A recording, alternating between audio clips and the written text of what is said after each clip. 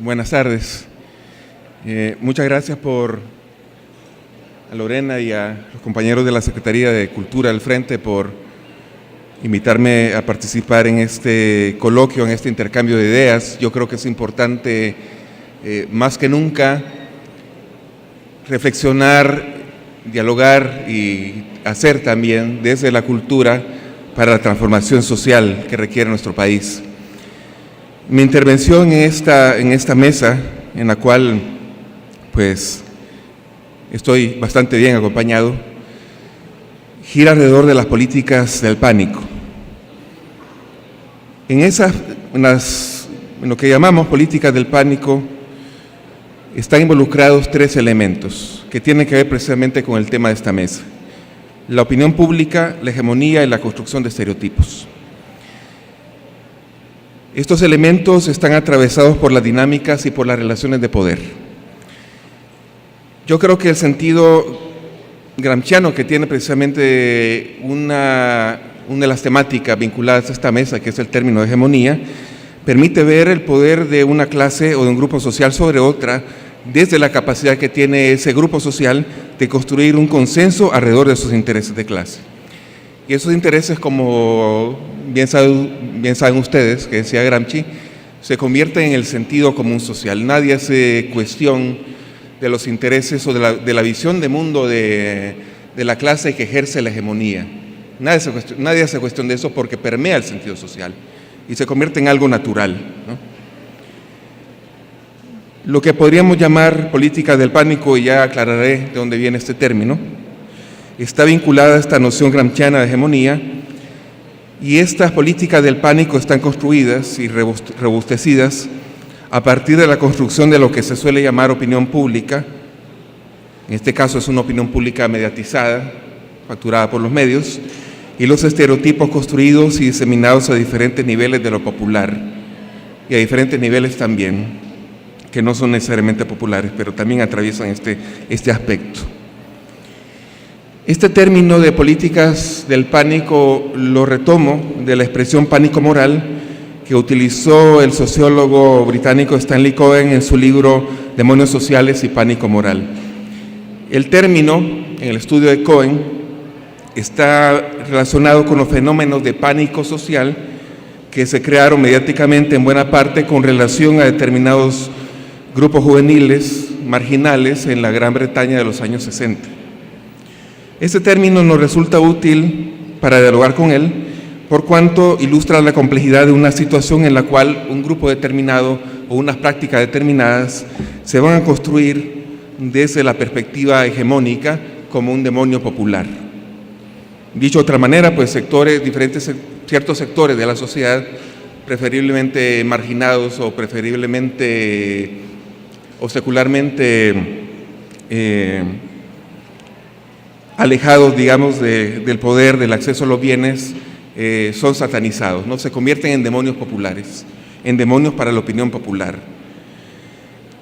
Por otra parte, política del pánico también alude a las prácticas de poder ejecutadas hacia determinados grupos sociales. En estos grupos sociales se va a encarnar la suma de todos los miedos sociales. Michel Foucault, el filósofo francés, ejemplificó esto en sus estudios sobre la locura, sobre las prisiones y sobre las enfermedades. Estas políticas del pánico en El Salvador tienen una raíz autoritaria y su expresión en la historia reciente, en la historia del siglo XX, está vinculada a la ideología anticomunista, aunque sus expresiones actuales son de un carácter, por así decirlo, transideológico. Si en el pasado las políticas del pánico iban enfocadas en contra de las figuras demoníacas, que son, bueno, la figura del comunista en primer lugar, la figura del delincuente terrorista después, actualmente tienen una serie de figuras bastante diversas. Quizás la figura demoníaca más notoria es la del pandillero, pero hay otras: el homosexual, la mujer que aborta, los ateos, los que consumen droga, los que piensan o actúan de una manera distinta a la convencional. ¿Cómo se originan las políticas del pánico? ¿Quién o quiénes definen estas políticas, las administran, las propagan, las renuevan y para qué? ¿Expresan solamente los intereses de la clase hegemónica o estos intereses son difusos y lo que se expresa es otra cosa todavía más compleja?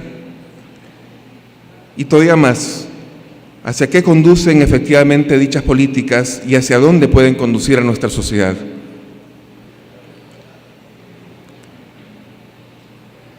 Las políticas del pánico están construidas o están ligadas a la construcción social de lo desviado. Esto ofrece algunas reflexiones al respecto. Un sociólogo, Becker, que cita Cohen en su trabajo, afirma que los grupos sociales crean la desviación fijando las reglas cuya infracción constituye la desviación, haciendo las reglas cuya infracción constituye la desviación y aplicando dichas reglas a personas particulares y nombrándolas como marginales. Es decir, al crearse socialmente la pauta de la normalidad, lo que socialmente o lo que en ese sentido común social hegemónico se comprenderá como lo normal, también se está creando la pauta de la anormalidad y por tanto de la exclusión. La normalidad es lo patológico, lo criminoso, lo desviado, todo eso que se aleja del horizonte claro y seguro de la normalidad hegemónica. Por otra parte, como Michel Foucault también señala, este aspecto o este problema de las políticas del pánico está vinculado también al poder ejercido sobre los cuerpos de las personas. Es un poder que se expresa, por ejemplo, en el hecho de nombrar a determinados grupos sociales y someterlos a diferentes estrategias de amoldamiento, tanto el sujeto normal como el anormal, pero en el caso del anormal esto es bastante potente, ¿no? Los enfermos, los locos, los enajenados, los criminales, los anormales, van a estar sometidos de una forma bastante fuerte a estrategias o a formas de amoldamiento del cuerpo y de sus conductas, ¿no? Siguiendo la reflexión de Foucault. Bien, en el caso de la sociedad salvadoreña actual podemos ver un desplazamiento histórico de las políticas del pánico. Durante el periodo de autoritarismo militar, la opinión de los grupos dominantes construyó demonios populares ligados, por ejemplo, en los años 30, ¿no?, en el Martinato, ligados al comunismo. Ya en la época de los 70, esta figura, el demonio comunista, se va a transformar en una cosa mucho más amplia y todavía mucho más difusa, que es la subversión.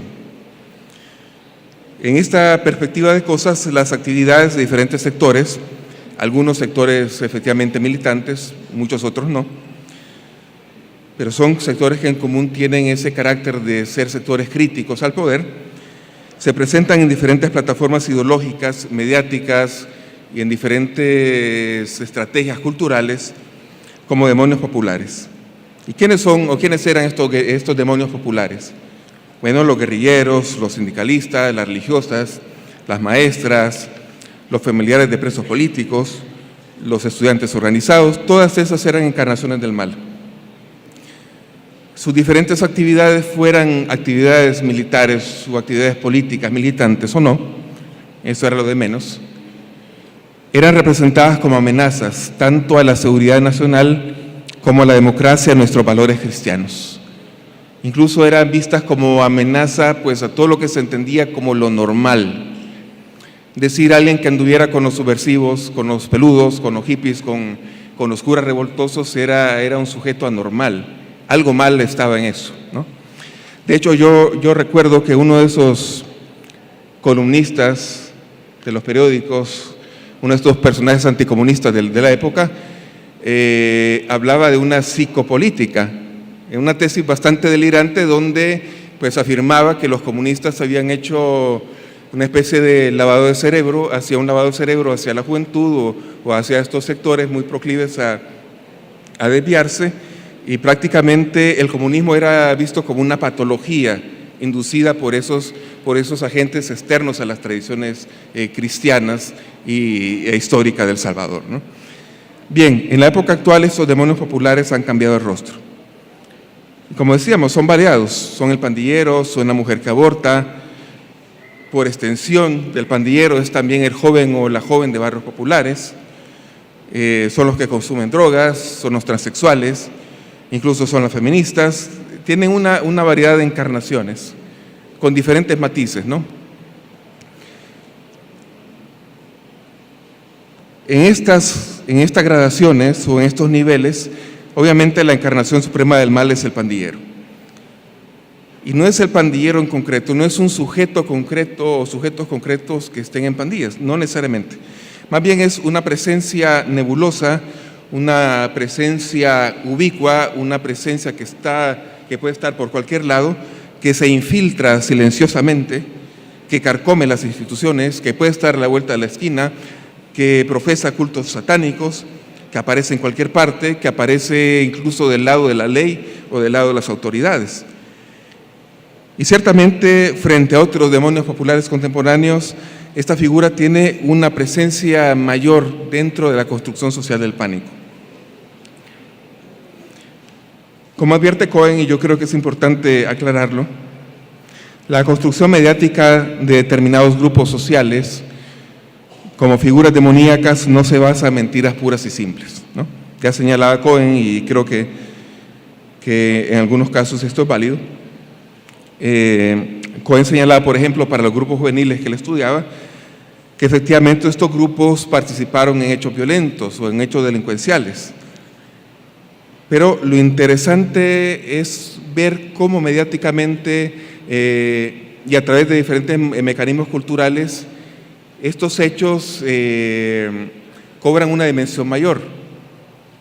No solamente a través de la tergiversación de las noticias o la magnificación de las cosas o la descontextualización de determinados hechos, sino dentro del imaginario popular. Para los grupos que estudia Cohen, yo creo que eso puede ser bastante aplicado a nuestra realidad, estos grupos se ven como una amenaza, o se veían como una amenaza latente para la gente de bien, ¿no? La gente mayor, pacífica, que llegaba, digamos, a descansar en las playas y que de repente podía verse en medio de un desorden protagonizado por jóvenes motociclistas o alguna cosa de estas, ¿no? Y eso pues producía un clima de histeria colectiva alrededor de estos grupos.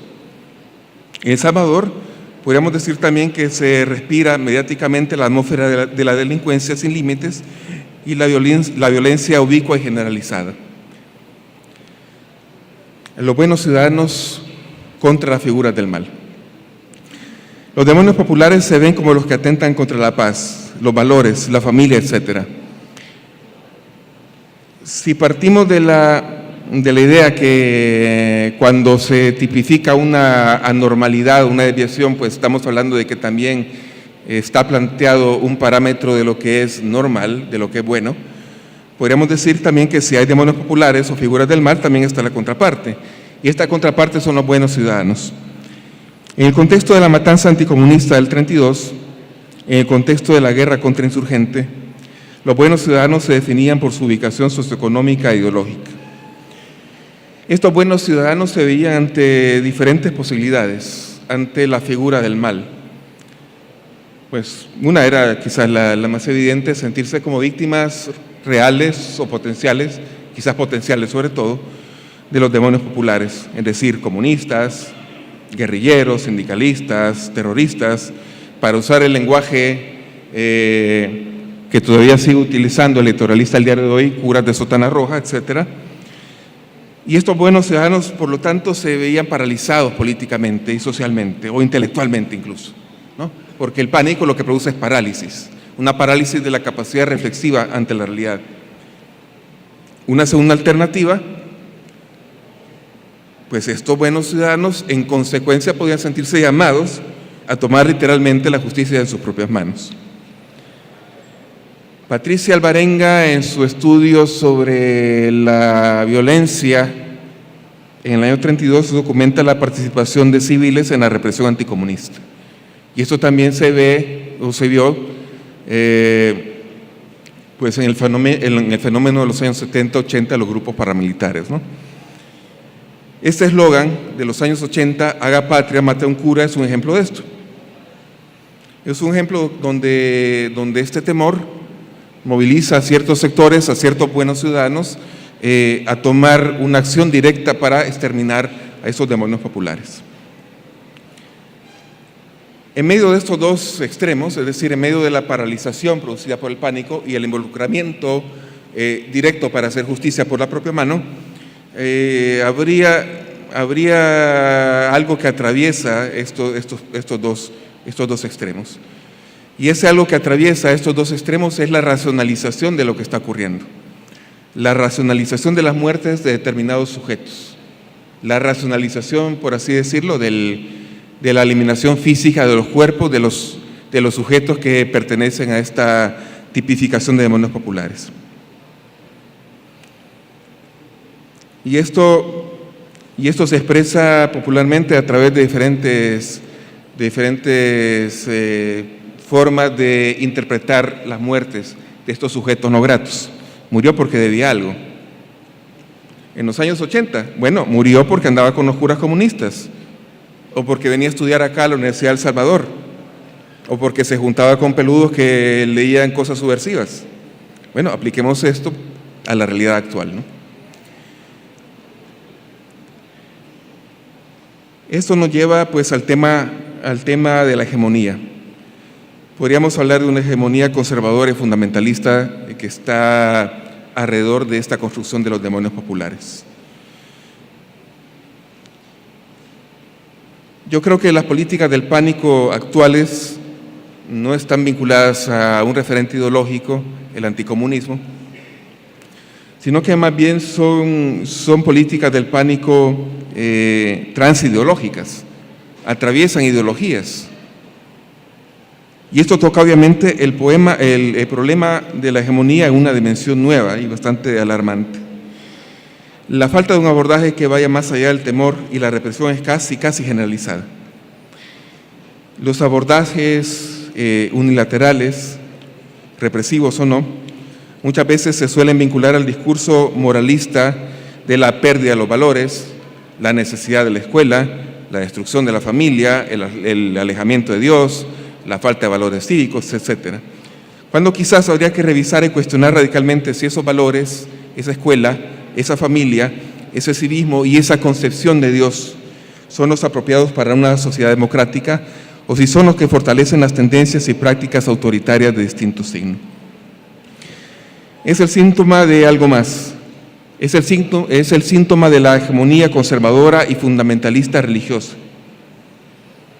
El sentido común se ha configurado alrededor de una presencia cada vez más intrusiva de la religión en la vida pública. No solamente del catolicismo conservador, sino también del fundamentalismo de iglesias evangélicas, ¿no? Simbologías religiosas, oraciones, alusiones bíblicas, son parte cada vez mayor de los espacios públicos y los espacios oficiales. Y está cada vez más instalada en el ambiente una forma de ser políticamente correcto, que es de signo conservador y fundamentalista.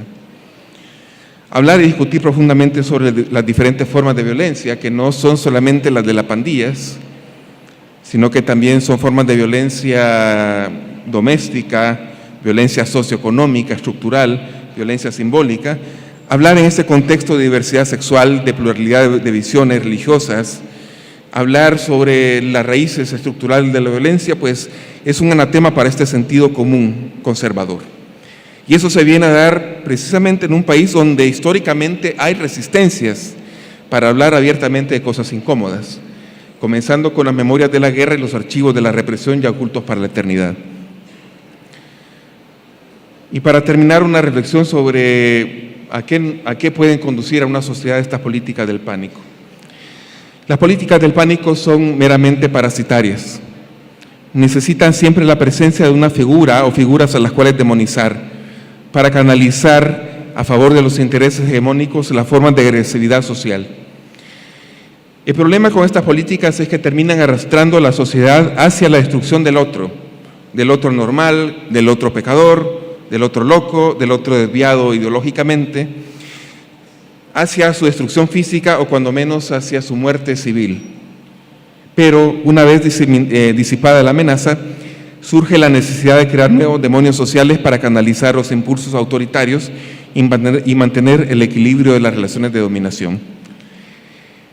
La forma de enfrentar esto debe pasar por replantearnos socialmente si vale la pena volver a cumplir el mismo ciclo de creación de demonios populares, de exacerbación de los miedos y las agresividades que conducen a la búsqueda de eliminación del otro incómodo, o si damos otro giro a la cuestión, si subvertimos la cuestión, comenzando por derribar las máscaras que hemos creado, vernos cara a cara y empezar a dialogar y ver la cosa de otro modo.